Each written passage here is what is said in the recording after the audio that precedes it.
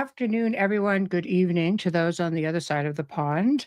Welcome to a special segment of Beyond the Outer Realm, our new spin-off show from the Outer Realm. Doing quite well. Got a lot of requests for topics and content and so on and so forth. So it's going to be a lot of fun. So we are broadcasting, as always, from the United Public Radio Network, UFO Paranormal Radio Network, 105.3 from the Gulf Coast, 107.7 FM from beautiful New Orleans. So tonight, yes, today, today for me, tonight for him, we have a returning guest, Mark Olly, and we're going to be talking about I love the title, Spiritual Archaeology. So we're digging into spiritual archaeology with Mark Olly. And this is great because now this isn't just a pre-recorded show and you guys get to interact and so on. And it's a treat for him. It's always a treat for me, of course. So without further ado, Hey, there we go. Hey, how are you? Very pleased to be back again. Very pleased to be back. Oh, so great to have you. Hi, Teresa. Hi, Marcus from the UK, by the way. Hey. So, yeah. There they go. Hi, everybody. Yeah. So wow. How have you been? Have you been getting into some shenanigans? Left you unattended. Yeah, this weekend we did a little event down in Herefordshire in the UK, which is heading more towards the south, just above sort of Londonish, and called Progressive Rock and Zombies. So we thought zombies. So we thought we'd bring a whole load of progressive rock people from the past together. So we had Arena, Pendragon, drummer out of the original drummer from Marillion, all sorts of people there. But then we also thought, well, we're doing it in a Viking Mead Hall. We're doing it as something special. How can it be branded? So good old Clive Nolan out of Arena, give him a massive name check because he's the keyboard player and founder of Arena and Pendragon. He said, let's do Progressive Rock and Zombies. So I'm like, yeah, all right, we'll have a go at that. The last one we did was Vikings and Victorians. This one's Progressive Rock and Zombies. I'm not sure what the next one is, but the next one includes something to do with warriors. So you can see this kind of, pseudo movie theme running through it all. So I've just been walking around all weekend, Friday, Saturday and Sunday, surrounded by zombies. I love it. And why not? I know, and it's kind of right in tune with what we're doing right now, sort of thing. Yeah, exactly the right frame of mind now. I know. I love that. We talk about so many things, and we touched kind of on this before. I think as a segue in for this next segment, which was great. But you paranormal experiences. I figure you're an archaeologist. I want to talk about various, archaeological experiences you may have had. But what people don't know about you is you actually do live in a haunted house. Absolutely. Do you want to You're in freaking England, story? Of course. Yeah, without further ado, I mean, the story, the first story ticks both of those boxes because it is archaeology. It's also the paranormal because, the house I live in is quite normal. It's been the family home for about 60, 70 years. We're only the second owners since it was built. And on the surface, when you walk past outside, it's just a semi-detached house, in a sort of urban part of the north of England. However, and this is where it gets interesting. When I came to live here, I was 7 years old, so it's a long time ago now. When I came to live here, I actually already knew at that point that this thing is actually built on a Romano-Saxon burial ground. So, I'm envious. Just to begin with. The burials go out in every direction. And when I was a kid, people used to titter a bit and go, oh, yeah, he's only saying that because, he wants to big up the, this, that and the other. Yeah. But then they did some archaeology literally across the road. That's like, a couple of meters away, 12 foot away from the front gate. And the burial ground goes right across the school playground in front. It's all there. There was tons and tons of stuff coming up. We included it in my show, Lost Treasures. It's featured in that. So there's absolutely 110% no doubt that's where we are. We're sat on a Roman burial ground. So bear that in mind when I start launching into some of these stories. Yeah. When I first came to live here, I was already a little bit inclined to, think about the spiritual ramifications of things. And it was obvious really from day one. The house, the building, okay, was built in 1924. And that's at a time when they were so superstitious, they never put a number 13. So it would just go 11, 12, 12A, 14. That's how they used to number the streets over here. There are actual streets numbered that way in the local village. But no, this is number 13. And it's the biggest house at the top of the road, and it's named after the road. I live on named after the Egerton family, and this is Egerton House. It's right at the top. So already you're thinking, oh, hang on a minute, they've done a number 13. Right. 13 large boulders on the rockery. There are 13 windows in the building. It takes 13 steps to get to the top of the stairs. It's number 13, and it is orientated exactly north, south, east, west on the square. So sounds almost Masonic, or like, well, it's all symbolism, all of it. It's very deliberate. The other kind of bit that they sort of sneaked in is that obviously after the First World War, there weren't many young folks around. So the guys that came in and built this in 1924 were mostly old guys. So it's built like a house of the 1880s, 1890s. If you came in here as an archaeologist, it would fool you. You would automatically assume that it was 50, 60 years older than it actually is. So that's where we begin. That's what we're dealing with in terms of a structure. So immediately you're looking at the archaeology, you're looking at the location, you're looking at what's underneath it, what's around it, the way it's been orientated. So there I am, minding my own business. Let's get into some personal stuff. And I'm lying in bed on the first year we were here. I think I was about 7.5 in the room directly above where I am now. And I'm lying in bed minding my own business, and all of a sudden I wake up in the middle of the night and it's freezing cold. The bedroom is ice cold, like you know, freeze the inside of the windows cold. And I open my eyes and I look down to the bottom of the bed, and stood at the bottom corner of the bed is the figure of a man with his head not far off the ceiling, and he's in full colour. Now he's wearing a late Victorian or possibly early 1900s Edwardian three-piece suit, and it's in green and brown sort of tweed. It's like a weave. He's got a silver pocket watch, thinning black hair, piercing blue eyes. And the reason I know that this is not a real person is that I can see the wardrobe through him. And he's just floating there at the bottom corner of my bed staring at me, and I'm staring back at him, and it's like forever, eternity. We're just staring at each other. And then I just think, right, I've had enough of this. So I dove under the bed covers, and I can't remember how long I was under there. But when I came back out, the bedroom's warm again. It's back to being perfectly normal. He's gone. There's nothing in the bedroom. And the reason I'm telling you the story is that's the turning point of my entire spiritual life. Had I not seen that, had that not happened, then everything that has subsequently followed, so my interest in ghosts and UFOs and, you know, even history to some extent, all of that would not have developed the way it did, because it gave me a fundamental interest, a real interest in trying to find out what on earth that was. Now, eventually, there is a nice ending to this. Eventually, about 11 years later, my auntie, who was still alive then, she's passed away now, pulls this box out from under the bed. So she's my auntie on my mum's side, and there's loads of family photographs in it.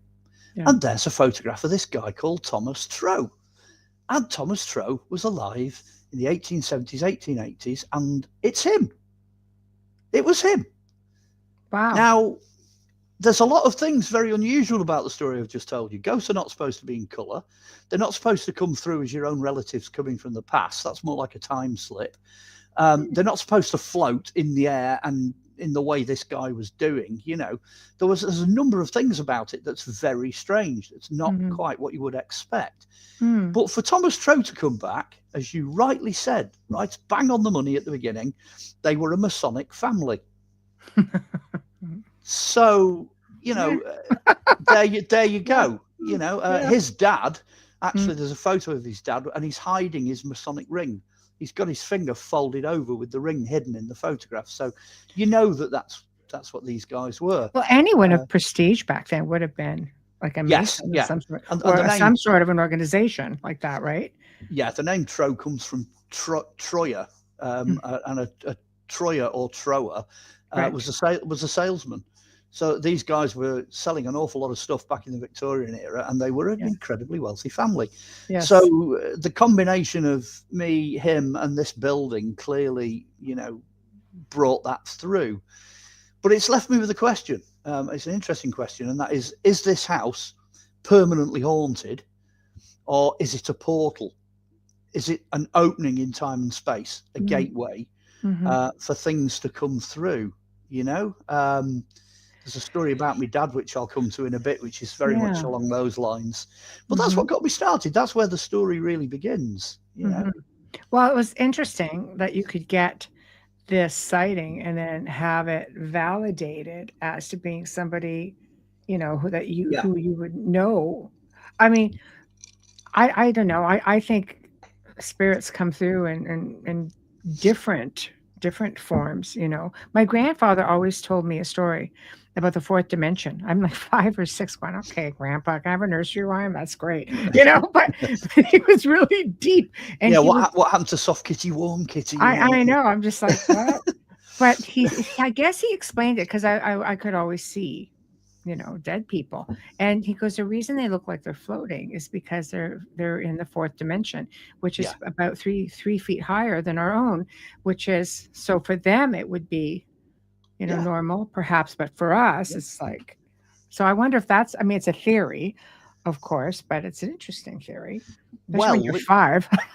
Well, absolutely. I mean, when I got to sort of 8 years old, I started in archaeology. I think I've said that before. Yes. That's when I was actually down holes digging things up. One of those digs was a different part of the same cemetery the house is built on, which was about a quarter of a mile away from where we are now. So that was where I started. I started with a dig at Wilderspool at Warrington, and that got me started as an archaeologist. So like I say, beginning of everything, the sort of embryonic start of what became a lifelong career. It began with that, really. That was a major turning point. Of course, then you dash off to school and you start telling people, and everybody starts telling you you're absolutely crazy, and something must have happened. But then you start buying books like, the Armada Book of Ghosts and, mysteries and, and that whole side blossoms. I ended up with a huge library of stuff. Because I'm researching then into what now is known as high strangeness. It's paranormal. I became an investigator in that. Do you want me to tell you a few more stories? I've got some. I want you to go crazy, Mark. This is your show. Wherever you want to take it, I'm on board as always, as you know. Well, there's a very strong hint of the necessity for evidence. You know what I mean? If I was just sat here and I was saying, I did this and I did that and I did the other, and people could go, well, it's just you. You got a screw loose or whatever. But once I got to teenage age and I had people coming around to the house when I was at high school, then the stories changed because they then switched to other people having experiences. I'll give you a few illustrations of those experiences. One guy came through the front gate. I think we were about 12 or 13 years old at this point. He came through the front gate of the house, knocked on the door. So I opened the front door. It's only a short distance from the gate post of the front door. And as he opened the door, he went, "You're dead posh, you are." And I went, "Oh, what do you mean?" He said, "You've got a television in your bedroom." And I'm like, "No, I haven't." He said, "Well, I can see it." He said, "I can see it flickering in your bedroom." And I'm like, "No, because I'm downstairs. I'm, with the family watching TV." He said, "No," they said there was a, black and white TV. It's that flickering black and white light in the bedroom. And so I stepped out with him, and a pair of us walk out and we look up, nothing, just completely black. And from that moment on, he was convinced that the house was haunted. Yes. Move on a few years. I had a little ghost group going when I was in my 13s, 14s, that kind of age bracket. And we decided we were going to do things in the house to see what we could get to happen. So, we placed, tape recorders in places and, tried all sorts of different channeling, all the Ouija boards and all that nonsense. We did all that. Sometimes we got things, sometimes we didn't. But this one particular night, there was, I can remember, I'm at the front of the queue. There's a girl behind me and a couple of lads behind her. And we're walking into my bedroom. So we open the door. And at this point, I've got the walls all covered with weapons and stuff, because I've always collected, you know, swords and shields and all that kind of thing. And I had a gun holster, First World War gun holster on the wall. They're nailed on. You know, these things are not going to move. Right. And I opened the door, flick the light switch on, and this leather gun holster goes shooting across the room, literally like it had been fired off the wall. So of course then everybody stops and everyone's like, what on earth happened there? Did we really see that? You know, so it's me and it's 3 other witnesses. I'm still in contact with the girl, actually. She lives in Hereford, funnily enough. She's obviously the same age as me now. Yep. And so we decided we were going to back out. I said, just hang on a sec. I said, I'm quite used to stuff like this going on. You know, let's see what happens. So we backed out again. I got the holster and hung it back where it was supposed to be, made sure it was secure. And we backed out, shut the door, opened the door again, flick the light switch on, and wallop, it shoots across the room again for a second time. At which point we all thought, right, okay, we'll go to another room somewhere else. You know, clearly we're not supposed to be in this room. So that's when witnesses started to come in, you know? Yeah. Absolutely incredible, because then you get an independent, you know, validation of this. My mum and dad never heard anything, though. That annoyed me, because some of the things that went on, I woke up in the middle of the night one night and you could hear footsteps coming up the stairs.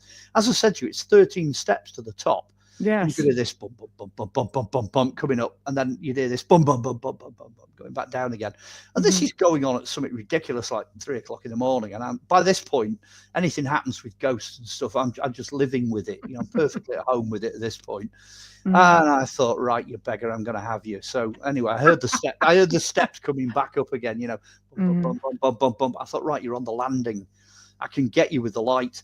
So I dove out of bed, flicked the light on, nothing there. Top of the landing, deserted, absolutely nothing there. Next day, talked to my mum and dad, they didn't hear anything. So I switched all the lights off, went back to bed, you know, got snuggled in. Next minute, bum, bum, bum, bum, bum, bum, bum, bum. It's back at it again, going back down the stairs. So I just thought, you know what, I'm going to sleep. I've got to be up in the morning, you know, for school. I'm not putting up with this. So I just went back off to sleep again. So that's fairly typical stuff that's going on. But my mum and dad, you know, to the dying day, insisted that they never heard anything. But, and this is where the book comes in later life, my dad actually did change the way that his approach to things. Don't you love how they admit it when they're older and you're older? Well, there's a bit of a kicker in this, so I'm going to finish on that. I'll move on a little bit while I'm talking about witnesses. I'm jumping years. No, you just go crazy. Yeah, go crazy. Okay. Well, I moved out of the house when I was 21. That was it, gone. So I was off living in other houses, other places, did loads of crazy stuff. Ended up becoming a sort of part-time exorcist, if you like, for a Baptist church for about 15 years, went dealing with ghosts and stuff like that. In the 1990s, I trained as a vicar. So obviously I had all that as well, 3 years in Bible college, done all that sort of thing. And then eventually, after this whopping great big long journey in between, I find myself moving back into the house again. This is in 2019. Wow. My dad at this point has got Alzheimer's and dementia, and he can't be left on his own. And my mum has passed away. So it's like, right, okay, I've got no choice. I'm moving back into the family home. So I moved back into the family home. And then things start happening again, because in 2019, we bring in the builders. Now, as you know, builders don't suffer fools gladly. They don't take any nonsense. And the chief guy who's in charge of the building team that's working on here is about 5 foot tall. He's ex-special forces. You know, he's a weightlifter. He's about 60 odd. He's seen it all, done it all. You know, nobody messes with him. Anyway, this particular day, I'm looking out the front window here, and I see him walk through the gate. As he comes through the gate, he waves up to the other bedroom, not my room, but the front bedroom, the big one. He waves up to the window, and then he walks up to the door. By the time he's reached the door, I've opened the front door. And he looks at me and he goes, "Your dad's looking well." And I said, "What do you mean?" I said, "What do you mean?" He said, "Well, he's all scrubbed up." He said he's got his jacket on, ready to go out. He said he's trimmed his beard and everything, and he's got his flat hat on, and he's ready to go.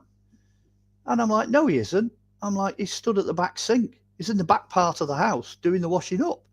I said, "There's nobody in that room." And you could literally just see all the colour drain out of this guy's face. You know, he just went white. Well, actually went yellow. He just all the colour drained out of his face, because we told him, we'd said this place was haunted, and he was like, "Oh yeah, none of this nonsense. Don't believe any of that." And he'd seen it. I said, you've seen the ghost. In fact, I said, I can even tell you what ghost you've seen. I said, because we've got an old bloke with a flat hat and we've got a little kid, a little lad that runs around. I said, and the lad's really mischievous. And the old guy, we think, is the guy who built the house. Right. Now then, not only is that somebody else that's seen him, so it's an external witness. Fast forward a couple of years and we've done parts of the property up. We decide we're going to tackle the half cellar because we've got a half cellar here. And the first thing we decide to do is drop a camera in to have a look. Now, the half cellar's full of, it's like a kind of, it's not a damp course, but it's like a soak away. So it's full of ash that everything soaks away into. And it's been like that since the house was built. That's their drainage system. So we put the camera in and we swing the camera around, and about 8 or 9 foot away from the cubby hole that we've just dropped the camera into, there's a flat hat in the ash. Now, you should have seen the look on this builder's The old guy wasn't in there too, was he? No, but one of his hats is still here. Yeah, that's still here. So there's another piece of physical evidence for the existence of this guy. Yes. I mean, I won't go into a load of detail, but a lot of the builders, the plasterer in particular, the woodworking guy and the brickie, they all had loads of problems because they put hammers down, look away and look back, and the hammer had gone. And then 3 days later, it'd turn up in a different room, But you times that by things like bricks, bags of plaster. One guy made a bucket of plaster, turned around, it had vanished. When it turned up a week later, it had gone hard in the bucket. Nails, you'd have a guy with a nail sticking out of his mouth and he's banging boards up like this and a row of nails next to him. And he turns around, there's like 30 nails that have just gone, that vanished in the space of seconds. And very often things like that would turn up over in the garage, because we've got this garage at the side, and they'd pile up in there, but they'd always end up not where the builders would put them, if you understand what I mean. Yeah, of course. So we had loads of stuff like that going. I just went on every week, because clearly whatever it was that lives here wasn't keen on the builders. But then I'll move on to my dad, because this is probably a nice way of sort of rounding it all up. And it kind of brings us back to this idea that it's perhaps more like a portal, because things vanish and then they come back. So you've got this idea that the house is acting almost like a gateway, a doorway to something else. Anyway, as my dad starts to get worse with his Alzheimer's and dementia, it's known that affects certain parts of the brain. So he then starts reporting things that he is now able to see that he previously couldn't see. I'll give you 2 fabulous stories. We sat around the dining table one day, and he just said, that old lady in the wheelchair was really nice. And we were like, what? So yeah, that old lady in the wheelchair, she was a bit upset, but she's a really nice lady. So at this point, I'm just like, okay, Dad, tell me the story. What's going on? And he was sat in this room. So the room where I'm actually doing the interview from, he was sat here. And we've got patio doors on the back. Now, there used to be a window where the patio doors are now. And he said the house was completely empty when he looked. He turned to look and it was empty. And there's an old lady sat in a wheelchair gazing out of the window. And what had happened was the house had clearly been sold, and she'd left the house and she had to leave. She had to go. And then he said a younger lady that was probably the nurse came in and wheeled her out of what he could see, went out of vision. And when he looked away and he looked back, the room was back to normal again.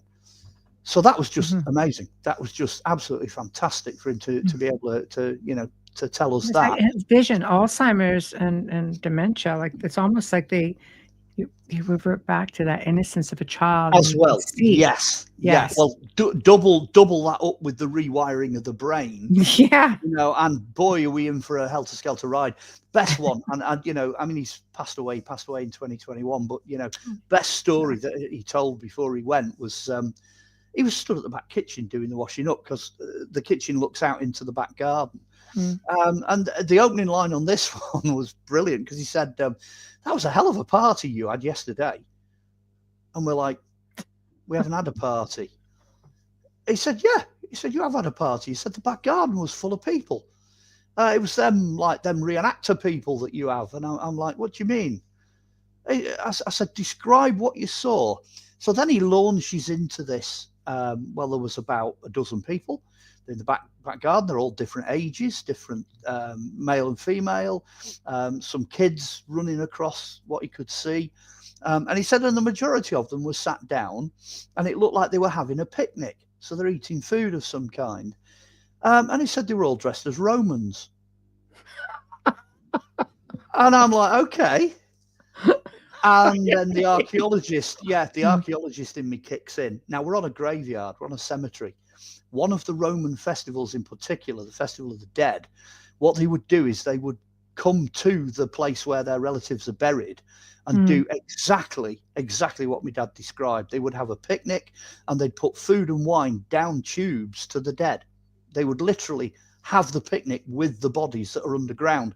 As an archaeologist, I've found these tubes leading up, clay pipes and what have you, that they pour the food down. And it's kind of partly spiritual, it's partly an offering, but it's also a festival, a feast for the dead. And the way he described the sandals, the brooches, the clothing they were wearing, the colours, the hairstyles. There's honestly, no way he would have known that. No, it was absolutely bang on. It was like, he'd somehow studied, all his life to the Romans, It was just too good. And that is everything. That's everything. It's history, archaeology, ghosts, time slip, psychic experience, changes in the brain. I mean, that was probably the last story that he actually told before he passed away. And boy, did he go out with a bang. That's a hell of a story. It is. But I love how because my father had Alzheimer's, and, he knew my mom passed before we even told him. He couldn't speak anymore, but he kept pointing up, and we're just like he was agitated, like he knew it was her. And she basically said, yeah, that was me. Like it's like they have this gift of sight again. And I find people even with, let's say, autism. Yeah. So because, like you say, the way the brain is wired, they just, where you may lack in one thing, you will make up for it in another thing. Yeah. And you're into what is now the study of high strangeness. Yes. That brings us literally bang up to date. We're now in the 21st century. We're talking about what people see, what people experience, what they hear. Can they see things that are in a different wavelength and a different dimension? Yes. Are they coming through portals? And then you've got the blurring now, which I think is brilliant. Are ghosts the same thing as Bigfoot? Are they the same thing as aliens? Crossovers. One man's angel is another man's grey.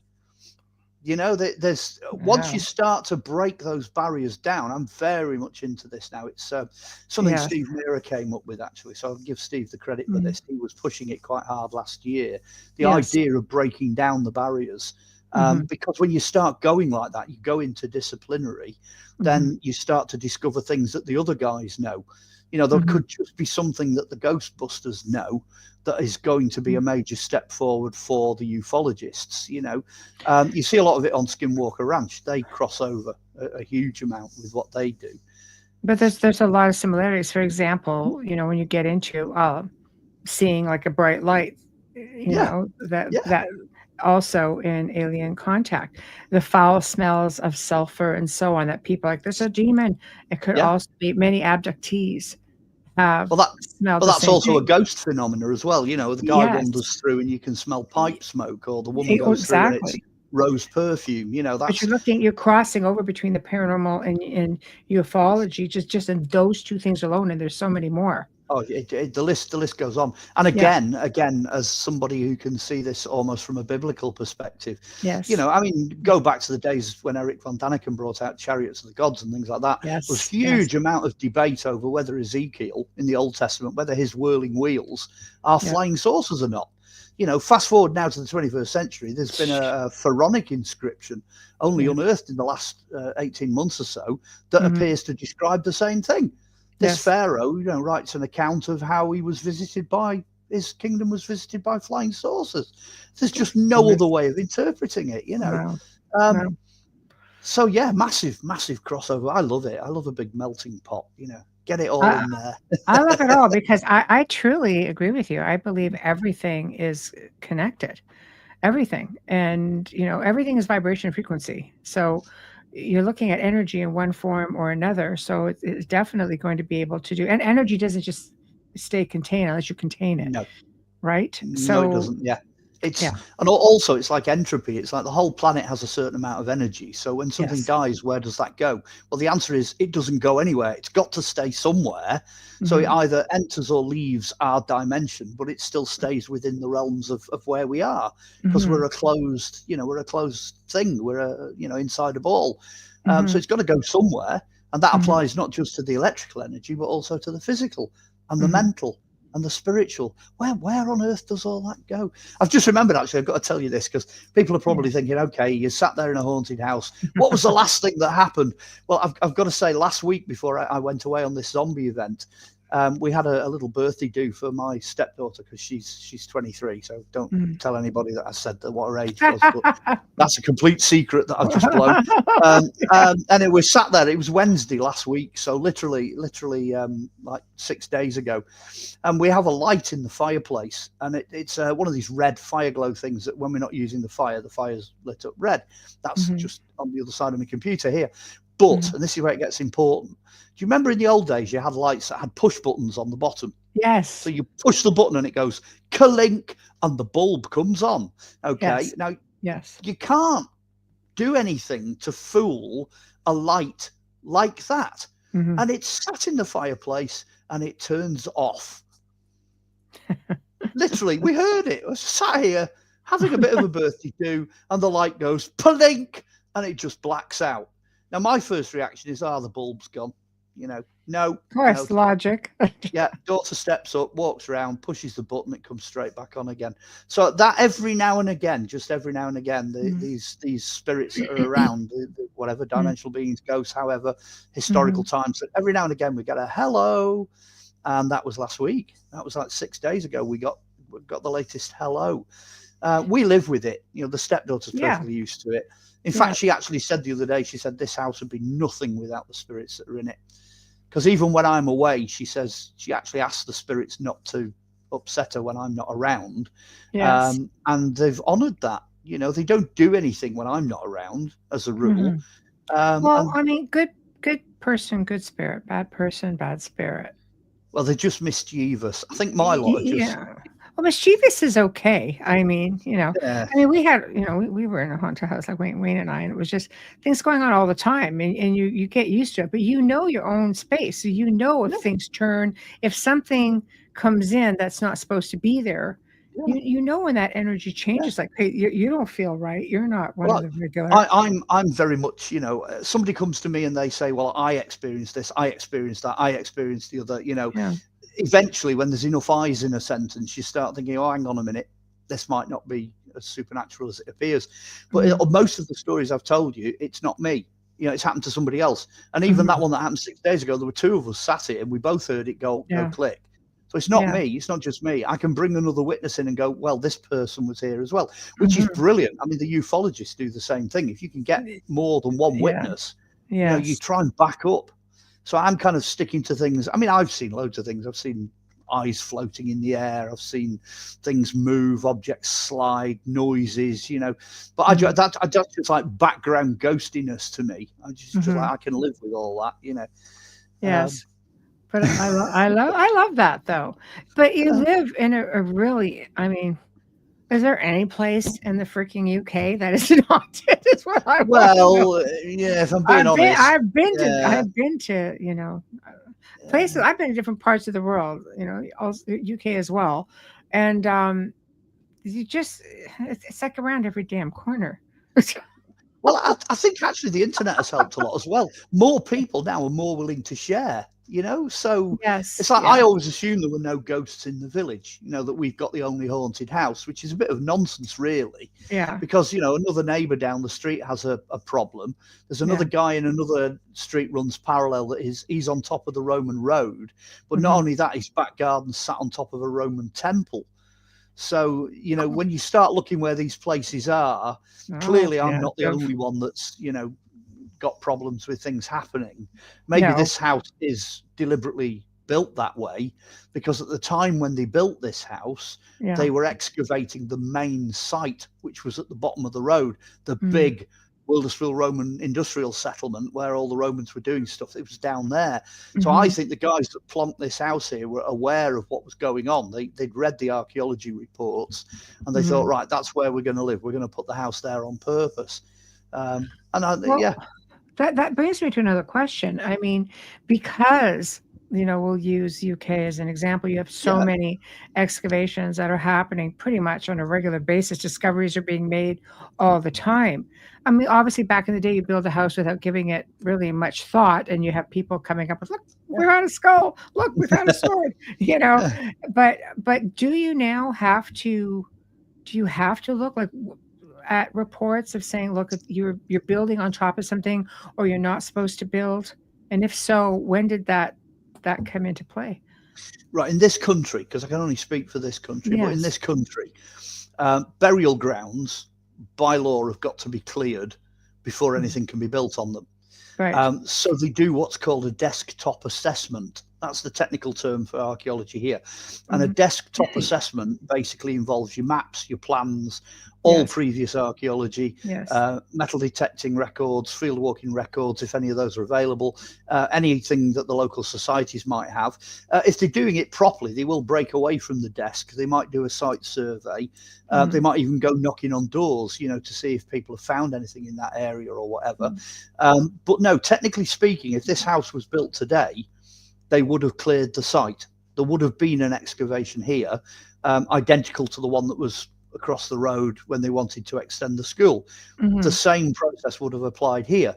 But that only really came in. I'm living proof that the industry has developed, because I came in on the old school where all the diggers were voluntary and there was no funding and everybody did it as a society. You know, it's like antiquarians and people like that doing it. That's how I started in the 1960s and then into the 1970s. But by the 1980s, they were getting wise to the fact that they needed to regulate it. So really from the 1980s going into the 1990s, that's when the change really took place in this country. It started to get quite serious around about the 1980s. The last dig I was on at that point was in 1984, and that was a huge monastic dig, and they were shifting bodies and all sorts of stuff on that site.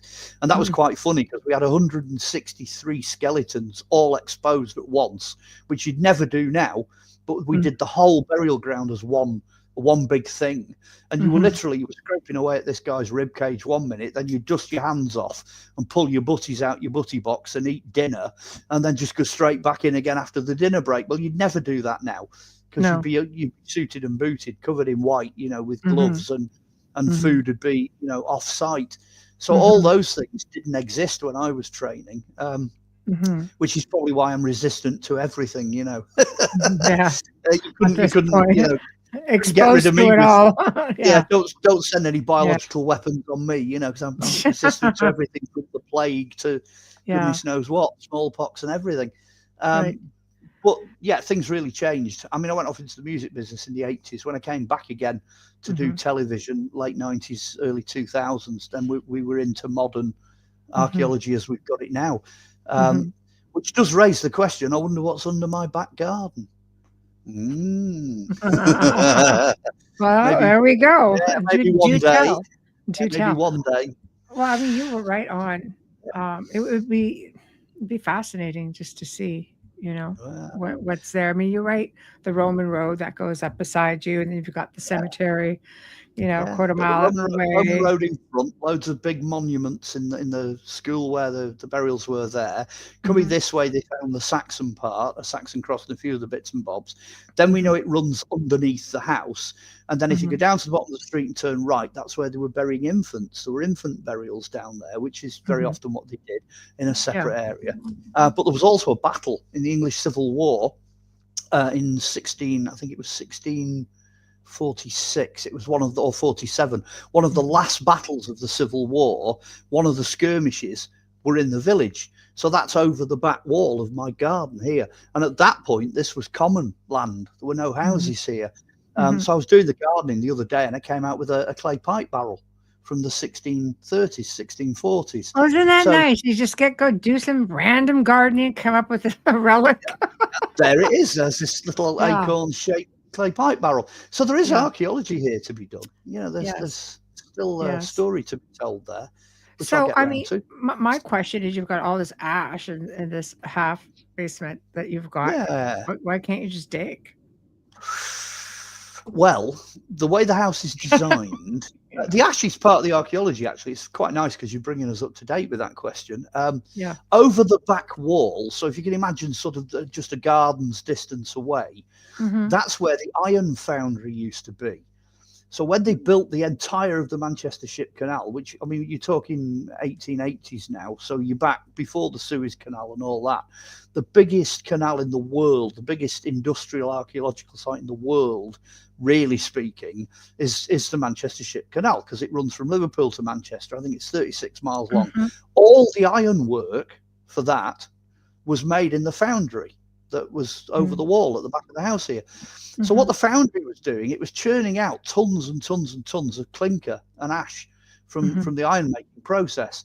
Now that acts as a brilliant soak away. Now I've got no doubt that the hole under this house is probably 10 foot deep. It's absolutely loads and loads of ash in it, because it's filled right the way up to within about 4 foot. So you can drop in there and move around on your knees.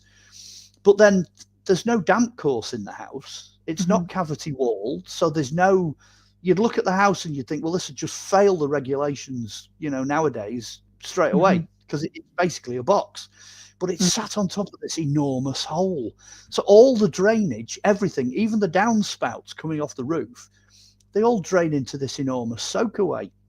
And it's interesting because occasionally we get flash floods.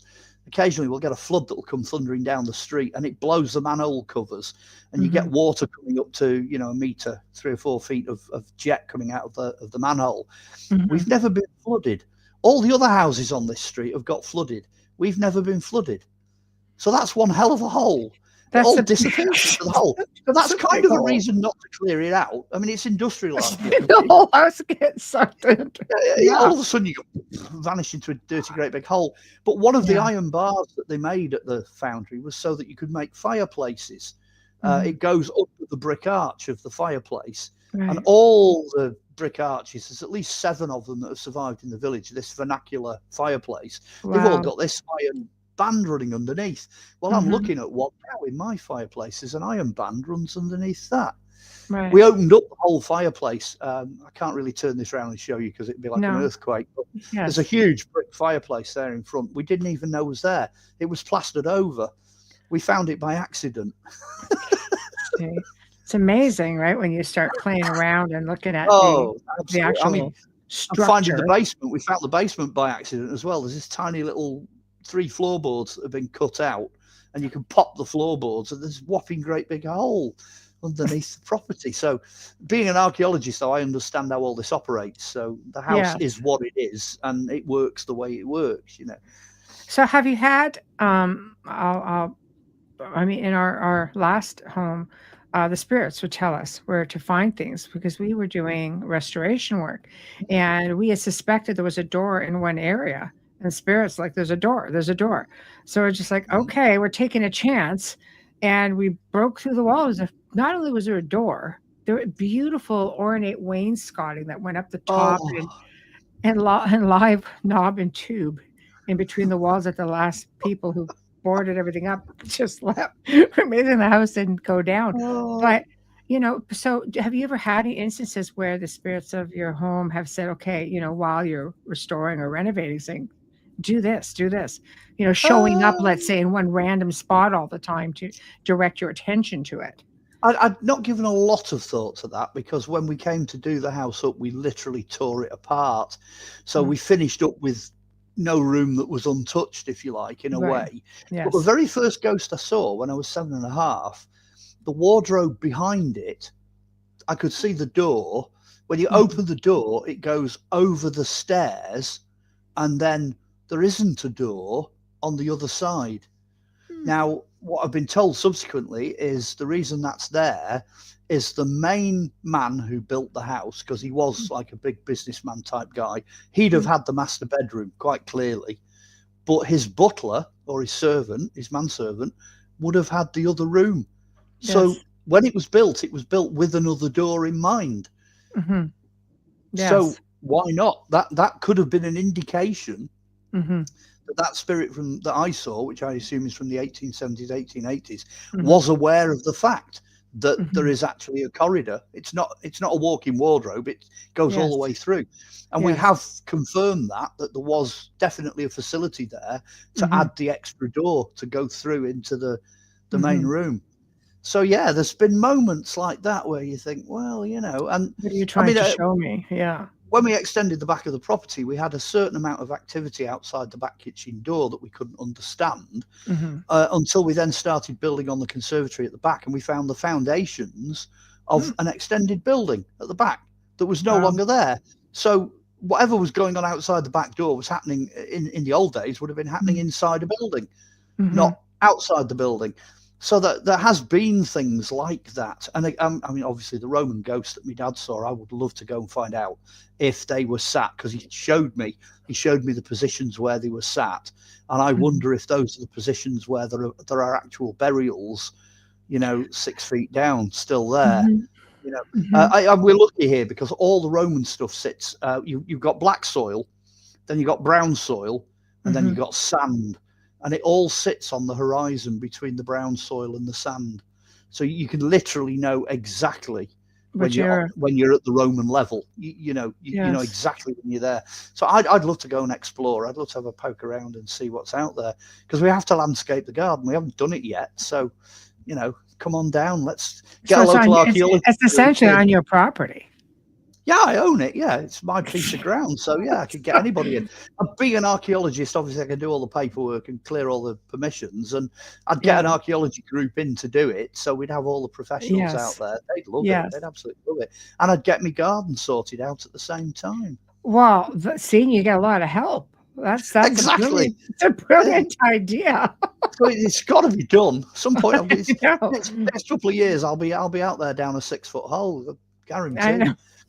Yeah, one hole is one thing. If you start looking at 12, that might be something entirely different. But I don't mind if you can dig the whole thing up for me. We can find out what's down there, you know. But within a certain distance of the house, I presume everything will have been destroyed. But moving between sort of the where the conservatory is now and the back wall, that's a different story. Nothing's ever really been done there, you know. So that's especially on private property. I mean, you pretty much need an invitation to do it. You know, so have you ever talked to any of your neighbors? Does anybody else have any like paranormal activity going on? The short answer is kind of no. My dad's sister's daughter lives next door, so she's a cousin, whatever it is, cousin once removed or cousin twice removed. They are very much like my mum and dad. You know, even if a ghost fell on their heads, they would never admit it. You know, they're that kind of, you know, we're rough, tough northerners, you know. That sort of thing doesn't happen around here. So as far as I know, they've not had anything happen. But then further down the street, you know, you go so many doors further down, one of the neighbours down there's had problems. So and it's hit and miss as well. It's like nothing will happen for ages. Yeah. And then all of a sudden something will happen and you think, oh, why now? Because sometimes they get funky. Maybe it's an anniversary, or maybe they're renovating, or they're changing something on the property or the house, and they don't like that. Yeah, we would have to explain to our ghosts, this is what we're doing. We're just trying to make it better. We're not trying to destroy it or anything. And then everybody would get all quiet, but then they'd get all involved and say, "Oh, there's a door over here behind the wall." Like they just that's brilliant. That's absolutely brilliant. That is when it was amazing. It was amazing because after a while, you know, Wayne would start doing things and you'd hear a big sigh, like, you know, and he'd go, because he would we came across a load bearing wall that the last owner chipped into and put some big hot tub thing over it. So he'd look at it, you know, or something that went back even in a second or first renovation into the 1800s. Right. The family were very well to do, but they'd pay tradesmen to do it and they would take advantage or whatever. And at one time he sat there and he heard this big sigh and he goes, I know. Wayne goes, I know. Oh, you see the man of the house going, what is this? You know? And so I think that they do get involved. Well, that kind of happened with the fireplace. because I started at the bottom of one side of the wall and I had a builder on the other side. But the reason we were going at it is that the builder had pushed the plaster and the plaster had moved. And when he reached through this little hole where the gas fire had been, when he reached through, he could pull the bricks out and bring the bricks out because they weren't cemented together. What they'd done is they'd placed a brick on top of a brick on top of a brick all the way up to the top of the fire, and then just skimmed over it with plaster. It wasn't even a solid wall. If someone had leaned on it, they'd have disappeared into a hole. So it all had to come off anyway. But as soon as we started, oh boy, you know, it's fabulous fireplace, really, really nice. But I mean, that's something we found. We haven't done the loft yet. There's a loft up there the size of an aircraft hangar, so we've no idea what's in that. We popped our head up and had a nosy, and it's covered in rock wool insulation. And there's 3 giant wasps' nests up there, so that kind of puts you off wanting to go up there. Nobody wants to go tackle that. No, we've not dug up the back garden yet, so that's waiting to be done. And we've not really done anything with the basement. We've not dropped into the half cellar because it's under this room, but it's also under the next room as well. So there's still lots of things to find, you know. Wayne says, I had to explain to the spirit that he shouldn't feel bad because his specialty wasn't building and construction. Someone took advantage of him. Right. So that's, and it's true. I think if you involve them, that you might find that they would become very interactive and assist. They had so much fun with our builders. I mean, the other thing as well, and this is what's interesting. We kept hold of these 3 builders. We kept the foreman. We kept the guy that did the woodworking, the handyman DIY chap, and we kept the bricky plasterer. So we kept those 3 guys right the way through COVID. So we had a sort of bubble, if you like, and it was only those builders and just them that were working here. And they were working day in, day out, right the way through for about 2 years. So the ghosts, as it were, the spirits became familiar with them. And it literally became like a game of cat and mouse. You know, things were vanishing, things were moving, you know, this, and they just got used to it. You know, they kind of live with it. No, I love it if you can. You know what would be really interesting? Have you ever tried just leaving voice recorders outside or cameras, security cameras or something, trying to catch? Well, as I said, go back to when we were teenagers, and I mean, back then I didn't really appreciate the dangers of some of the occult things you can do. So please, please, please don't ever muck about with a Ouija board, because the Victorians did not do a good job of inventing Ouija boards. You know, it's they don't just go intention, yes and no. It's like, hey, let's kick the doors of hell wide and see what will come out. You know, that's kind of the Victorian way of dealing with things. Boy. Well, back then, when we were mucking about with one of these boards, we left recorders hidden, but they were tape recorders. So you can imagine where now they're dealing with a lot of white noise that's generated on purpose, and that stuff pushes through. Back then, you had tape hiss. So we were dealing with tape hiss, but there were a couple of memorable things. We got voices on quite a few of them. We got a choir singing on one, which was really odd. See, that's amazing, though. I love it. Only happened the once, but you could clearly hear it running in the background for a period of time. And then we tried reel-to-reel as well. We had reel-to-reel recorders back then. I think we got 1 or 2 things on the reel-to-reel. I've got to say, though, the Ouija board we used was, I mean, Ouija boards are so easy to cheat. It's just too easy. You get one joker in the group that's pushing it around, and, you know, it's just nonsense. And what we did, we had cards with the letters on and a big sheet of aluminium, flat aluminium, which you could level using spirit levels. So you have it as level as you could get. You just stick a big ball bearing in the middle and then it'll sit back. And the ball just rolls back and two on its own. No physical contact or whatsoever. And that's something we developed back in the 1970s. But as I said, it definitely works, but I'm not sure it's a good idea. And that's a piece of technology I wouldn't recommend anybody mucking about with. I've experimented with it just to show that your mindset, your mind can actually control to a degree, like telekinesis or psychokinesis, because there were times where, you know, I brought in to investigate a home, and they'd be like, look, they're doing all this. And honestly, all I had to do is I could literally think the answer that I wanted to hear, and it would do it. Well, I grew up with the Russians doing all those experiments, you know, psychic and remote viewing and things like that. Also, I grew up with Uri Geller, working with people to see whether that was something that was possible. So that period of time was just, everybody was doing something, I guess is what I'm trying to say.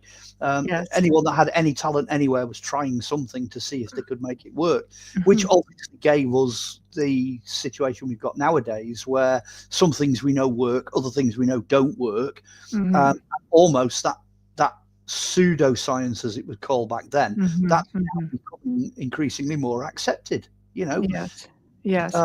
I just think mindset's very important. I think it's easier for somebody to, you hear me say it a million times, but it's easier for somebody to think that there's something very powerful in their space, as opposed to believing that maybe they're projecting this energy, like again, psychokinesis, just projecting the energy, which can cause those footsteps, which can cause, you know, cupboard doors to open and close. And a lot of, people going through emotional changes, such as kids going through puberty, or even women going through menopause, can project, like a woman can project energy like there's freaking nobody's business. Well, without going into too much detail, my stepdaughter's mum is not particularly brilliant as far as human beings are concerned, and the spirits in the house really didn't like her.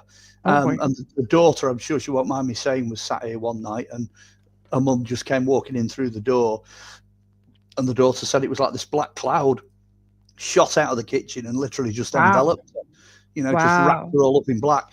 And her mum just went, "Oh, what happened then? You know, it's gone really cold, temperatures really dropped." That, so there was a physical reaction as well as an independent witness. You know, the two things combined.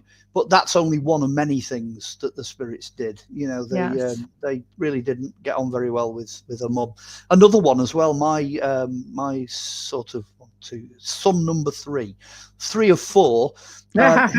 He's a bit of a character. He's very much into his supernatural stuff, and he came to stay with his partner, and they stayed in the downstairs bedroom, because we've got one at the front of the house here, the downstairs one, and everything was going fine. You know, it was the last night they were staying, and he woke up in the middle of the night, sat bolt upright.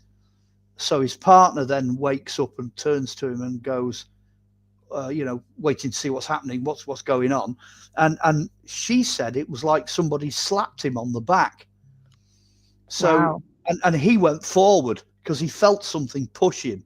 So again, you've got an independent witness, second witness, and somebody that something's happened to. Well, he was wearing a nightshirt, and when he got up the following day, there's a handprint, just a very pale handprint in blood on his back. Not a massive print, you know. It's just like still, spots where the tips of the fingers were, and the pads. And he woke up, and there it is. I've got photographs of it. He took photographs the following day, and that happened in the middle of the night. He just bang. So there's no idea who that would be. Who would? No idea, but whoever it was left an impression, a physical impression, and did it to somebody who was spiritually capable of coping with that, because anybody else would have freaked out and run out of the house screaming, but he's quite used to things. I mean, he stayed here since he was a kid. He's 30 now. He stayed here since he was a baby, you know, with his grandma and granddad. So he's quite used to it being the haunted house, but that's quite something substantial to happen when there's physical evidence for it afterwards, you know. Well, just the fact that you're getting something, you know, to feel a physical touch. I don't think people realize sometimes it's easier to have poltergeist and projected energy, feel that sort of contact. But spirits themselves, it takes a lot of energy for them to be able to, like, enforce, to be able to leave. Like to push you upright and smack you in the back, there has to be a good amount of force there. And as you say, sometimes it's down to the person. You know, the key that unlocks the equation is the individual. And those two individuals, you know, the stepdaughter's mum and my lad, both of them have had periods of being, shall we say, slightly disturbed. Well, that'll project some energy. They are likely to stir the pot. You know, that it didn't come as a surprise on a spiritual level. You know, that they kind of ruffle the feathers of the spirits here a little bit. So when some people are just magnets, you know. Well, I have to say as well, we've got cats. I mean, we've got one cat now, but we used to have 2. But they see everything. Like they were always known as guardians. I mean, they very often stare off into the distance, but when you've got a cat and it doesn't like something, it kind of goes, you know what I mean? It turns into a fur ball. Well, they've never done that here. You know, My cat did it at the other house I lived in, but I think it was just a walkthrough. Mhm. Only happened once, Mhm. and it's never happened here. So Yes. I don't feel like the intrinsic spirits that live here Yes. are any threat. They're not a problem Mhm. to anybody. They're just like the rest of us, you know. They take to some people and they don't take to others. Exactly. I look at spirit people to be the same. I mean, good person in life, you're going to be a good person in the afterlife.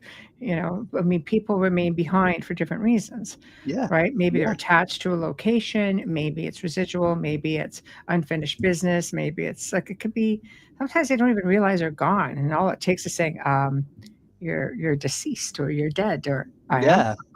Everything stops. Like, well, dang, I did not know.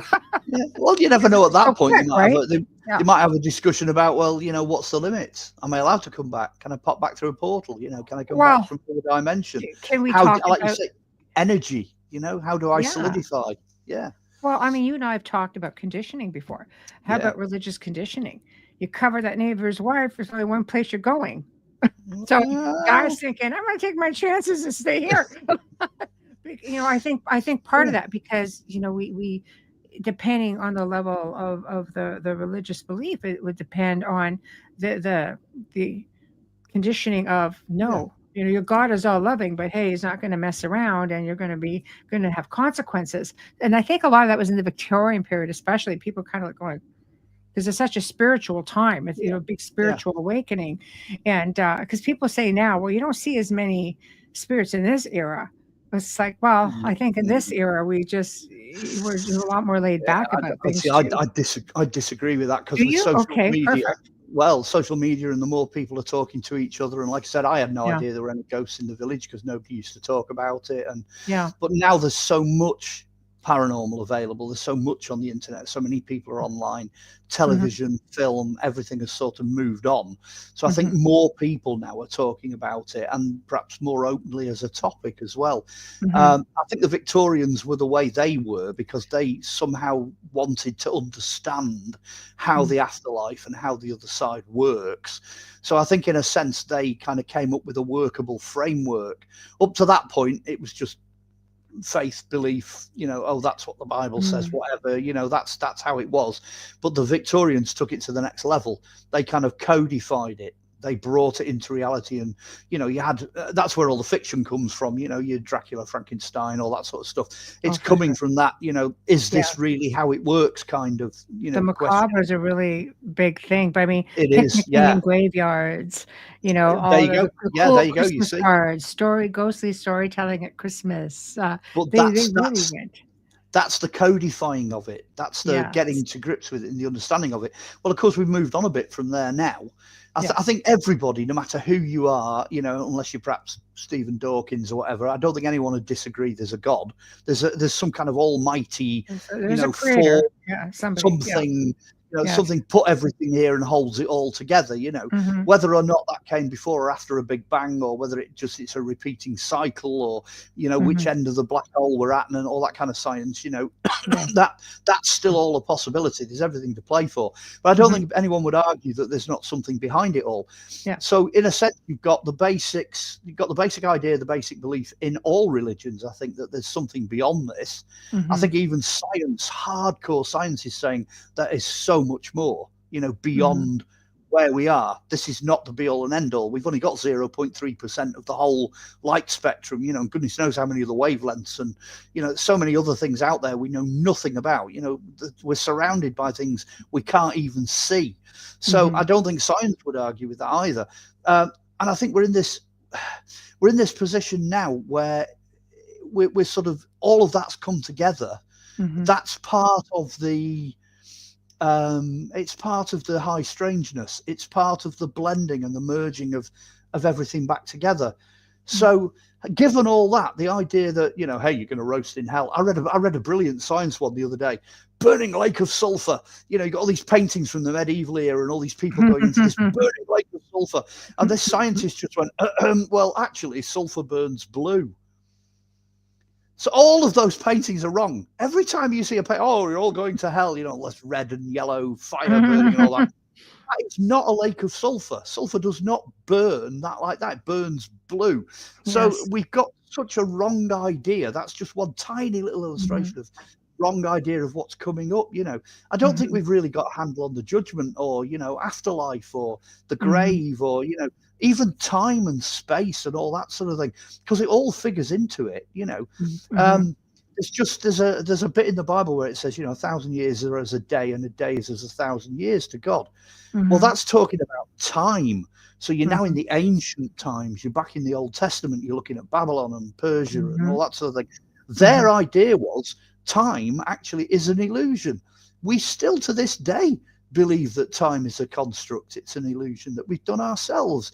So once you get off this, those Romans that were in my back garden are probably, shaking hands with the Victorian bloke I saw up in the bedroom. Who's probably do you think they see each other? Because I mean, there is that theory that sometimes they don't even see each other when they're just from different times, or. Well, if they're still locked in time and space, they won't, because obviously it'll obey rules. But then even Einstein postulated this idea that time isn't linear. Different bits of the curves come back on themselves and they touch. And that's why you get time slips and deja vu and things like that, because time doesn't go in a straight line. So then it does make you wonder if this house, for example, I keep using the house as the theme.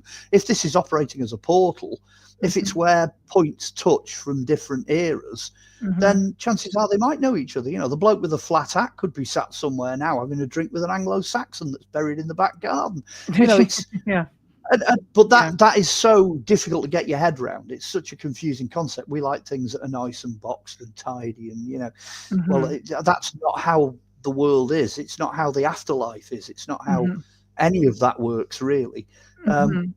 Best we can do is have a good guess, but I'm learning more living in this house. You learn more as you go along, sort of thing.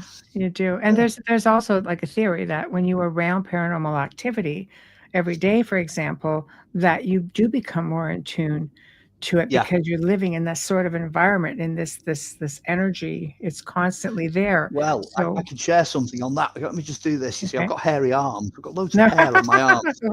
Whenever a ghost or a spirit or there's anything anywhere, even if people don't even know it's there, all the hairs on my arms just stand straight up. They all just go. You can actually I call that spidey senses. Well, yeah, you can watch them. I've done this in front of people. I go goose pimply and they all stand up. And very often I'll say to people, right, that's it. There's something with us. There's something here now. Yeah, well, they're listening to you talking about them. They're probably excited. Well, it hasn't happened now, so they're not here at the moment. But no, I'm just saying that's what happens. There's going to be hundreds of people listening to this who are going to go, oh, that happens to me. It's the classic, all the hair on the back of your head stands on end. Well, mine doesn't because it's too long. But the hair on my arms does. That all stands up. So as you say, I have over many years become sensitized to being able to tell when there's something around. I don't know if it's conditioning. I don't know if I was psychic to start with. Who knows? Maybe there is something to say that there are people who are gifted. I mean, you clearly are. I probably am. There's probably lots of listeners out there who are. I think we're all tuned into different frequencies, and that's what allows us to be able to communicate in various ways, or be aware in various ways. It's not like a certain rule book per se. I think if you're tuned into a frequency or you pick up on a frequency, we are energy. It's not out of the question for us to be able to connect with other energies. Well, at the end of the day, we are energy and electricity, living in energy and electricity, because that's the world we live in. Batteries. I mean, if you go down the route of dowsing, it's a little known fact, for example, that Uri Geller's main strength is actually dowsing. He's made more money dowsing for oil than he's made for anything else, because he's 100% bang on. Good at it. He'll douse, he'll find a bit of land, he'll buy it, and then he'll sell it on to oil companies. And he's made a fortune doing that. He didn't make his fortune necessarily just out of television and other things. But that is another skill, that is another aspect of what we can do, because go to the movie The Matrix, they refer to us as copper tops, because we are walking batteries. That's what we are. When you start looking at how we operate electrically, and then you start going into areas of like, well, why did that particular person see that particular ghost? Why did that particular person pick up on that particular UFO? Why can that person douse and they're finding, I mean, my thing, back to the archaeology element again, because we've drifted a bit away from that. Yes. My thing was finding archaeology below ground. I'm an absolute wonder at doing that, dowsing, because I douse through my feet. So I can walk across a grass cow field where there's nothing but miles and miles of green. And I can usually, with reasonable accuracy, I can tell you what's under the soil. I can tell you what's there. And again, back to empirical evidence, I ran an archaeology unit for 12 years. Anyone's ever watched Time Team, they always get it wrong, even with geophysics and all this technology. I love it. I watched the whole thing. Oh my God, they were amusing. Yeah, well, they're always missing the target. Well, I ran this unit for 12 years and we never missed a single target in 12 years. Yes. People would tell us what was out there. We'd go and find it and we'd dig it up. Yes. And that's the same skill. Because all you're doing is you're looking for things that have broken the electrical field at some point in history and then left traces behind. Well, if that's the same thing as a ghost, it's broken the electrical field and it's left a trace behind. I think we leave pieces of ourselves. For example, the one that I like to use because anybody can relate to it is if you get into an argument with somebody or you just have a moment and you're in one space, you're like, and you release that energy and you come back 2 hours later. If you haven't cleared that energy, you can walk right back into that energy, stagnant energy, and wonder why you're feeling foul. We don't think to ourselves, oh yeah, I was shooting my mouth off in here a few minutes ago or whatever. We don't think that far ahead. We're just in cleansing your space just to get rid of that trapped energy. So over time, especially like where you have battles where you are, for example, when we pass away, we leave a really big imprint in that time. Well, the biggest one of that is if there's a particular part, say, of a Victorian jail where they used to execute prisoners. Oh boy, is that, you know what I mean? You walk into areas like that where there's been over a long period of time, where there's been people sort of departing this world, then you can really feel it then. That really hits you. Hospital morgues, another one, that's a classic one where you'll find that kind of energy. Yes. You've got to be sort of blind, deaf, dumb and walking with a white stick to miss that. It just hits you like a ton of bricks. And there's some places like that. Battlefields are a bit ephemeral because battles tend to break up. So you don't necessarily hit the concentration of where the aggravation's been. It's just everywhere. You get a scattering. Don't get me wrong, you can find them. You can pick them up. A friend of mine found a burial pit for a medieval battle by doing that. He walked across the site and hit the bodies. Well, that was a big wow factor. It's not difficult to miss that. So yes, absolutely. You're absolutely correct with that one. Yes. So when you say spiritual archaeology, I think it's an amazing handle for all of it. What made you come up with it and why? Okay. Wow. You've got a difficult minutes. You got time. I was going to say, why was all that time gone already? You've got a difficult, when you go professional in anything, you've got this difficult, uncomfortable kind of, you can talk about some things, but you can't talk about others. So like, you'd go into a church and you'd give it the sort of archaeological survey. Well, this is the official, that's this century, that's that century, that architecture's Pugin, that one's Gothic and, all that nonsense. And then you'd be like, but I know that I'm standing on the burial of, a Templar knight and I'm stood here and I want to know that, let me ask somebody. And you look around the room in panic and there's nobody to ask. So I came up with this idea that you can still be an archaeologist, you can still be a professional and then introduce the spiritual dimension. And straight away, it had a really strange effect. I'll give you a story. First episode of Lost Treasures were in this church, Winwick Church. And it was the first time on television, in the history of television, especially ITV, I think it was first time in 53 years of ITV, that anyone had dowsed live on camera. And I thought, that's the perfect definition of spiritual archaeology. It's archaeology, it's history, but it's spiritual. You can't scientifically, label it. And I went ahead and I did that. And it appeared on TV and the show went out and it was incredibly popular. The next minute, I had a friend of mine he was a very old archaeologist. He was in his 90s. That tells you how long he's been doing this. And he came to me and he went, I'm so pleased you did that. He said, because 88% of professional archaeologists are dowsers, but don't feel they can say anything about it. 88%. That's an enormous number of people in archaeology and history who are dowsing on the sly. They're doing it without anybody else noticing. You know what I mean? They're sat there in the trench going, well, haha, you know, I know where the Roman tile kiln is because I dowsed it this afternoon, you know, and then they go and find it, you know, but they're not willing to admit it. So I came up with this kind of handle, spiritual archaeology, because it can flip the other way as well. If you're on a site, what about things like witch marks, you know, and when there's cats walled up in sites? And how do you deal with Roman temples and, you know, things like that? Or what kind of, you know, reverence do you give to the bodies and the human remains that you're digging up, you know? And how did, because people in the past had no distinction. There wasn't, you know, things that are science and things that are religion. That didn't exist. So here we are wandering around as archaeologists trying to decode this wonderful world that we live in. And we're just deliberately ignoring half of it. So when you start joining the dots, you put that together. I just came out. I just said, right, that's it. Spiritual archaeology. That's what it's all about.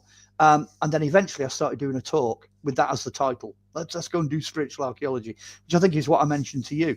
Well, I take out a bag, my archaeologist, you know, rucksack, and half the stuff in there is science, or, you know, identifying trees and dating methods and measuring stuff and all the rest of it. The other half's things like dowsing rods, you know. Yes. Why not? Yes. And that's how it came about. I've been doing that talk now for about 15, 20 years. It's never caught on. The title's never caught on because the archaeologists are still like, well, you know, we're not going to use that term because, you know, we're not spiritual, which is rubbish. Yeah. No, but I mean, I think it's great. It's a great handle and it fits. I mean, you have to go to some sites. You know, some of the locations that you've been to, have you had paranormal experiences while you're digging something up or while you're at a location? Well, I suppose I could say hundreds of different experiences, absolutely hundreds of them. But one of them in particular stays with me. This is nice. I don't think I've ever told this story before. As you know, I don't just do archaeology in this country. I do it all over the place. So I'm sat on a bus. And it's a rickety old, you know, banger of a bus. There's about 20 or 30 tourists in the back, and I'm sat behind the driver. And we're in South America, and we're going through the Yucatan jungle. So you can picture the scene. It's like a scene out of Jurassic Park. You know what I mean? Bouncing all over the place, and there's this maniacal driver laughing as he drives. You know, thundering through the jungle. And I got chatting to this guy, and I used the term spiritual archaeology, and I said, you know, well, you guys out here with all these sites. You know, you've got to be aware of the spirituality, the spiritual side of it. Oh, yes, lad, you know, definitely. And then he said, oh, I've got something you need to see. And he whipped out his mobile phone and he said, we had a planetary alignment, you know, the other month. And he said, and I was at Chichen Itza, you know, with a tourist group. And he said, so I filmed the Great Pyramid at Chichen Itza, the step pyramid, pyramid of whatever it is, Quetzalcoatl. He filmed that. And he said, as I'm standing there filming like this with my phone, he said a beam of light shot out of it, column of light, the width of the temple on top. And he said, and guess what? Here it is. And he turned the phone around and he showed me. And literally, I've never seen anything like it. You know, when you go cold and it's happening now, all the hairs on your body stand on end. Perfectly normal shot of this temple in the evening light. Next minute, it's like somebody switched the spotlight on.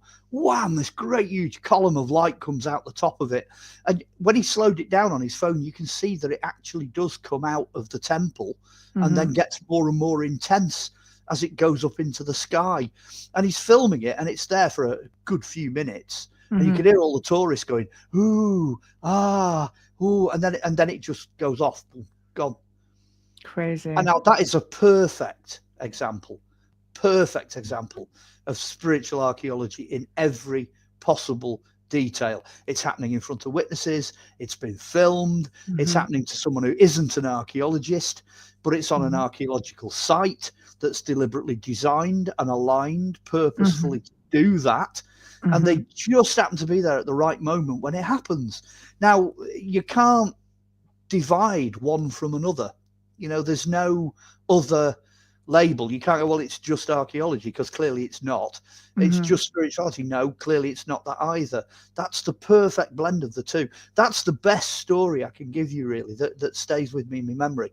But I mean, there's hundreds. I mean, I've done every single temple in Egypt. I've been in the Great Pyramid of Cheops when they switched all the lights off and we played music for like an hour or so, and that was like flying in space.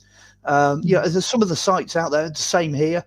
You know, I've got to climb all over Stonehenge before they stop you from doing that, you know. Yeah. And honestly, I've been down tunnels, into cavities, into houses. A lot of the buildings that I've gone into, people have said, you know, are there things here spiritually? So very often we'll do the physical survey or whatever during the day, and then we'll come back at night, you know. And I've worked with all sorts of ghost busting groups. We've done Tudor timber frame buildings, and honestly, the experiences, I could just go on. It's almost like that. I mean, we've only got probably 10 minutes now, but you know, I could fill another program just with those. That's why I've actually tried to. I mean, to the listeners out there, that's why I'm sticking fairly rigidly to this house, this location, and that as a subject, and my own experience, because then it says something about why I'm here and why I do what I do. But then if we blow that out and we start looking at other sites, you know, there's a whole other program there, you know. Well, I agree. I think you know, people ask me about experiences. I've got a lifetime of experiences, and it's what shapes you into being, you know, who you are, as far as where your journey is with all of it.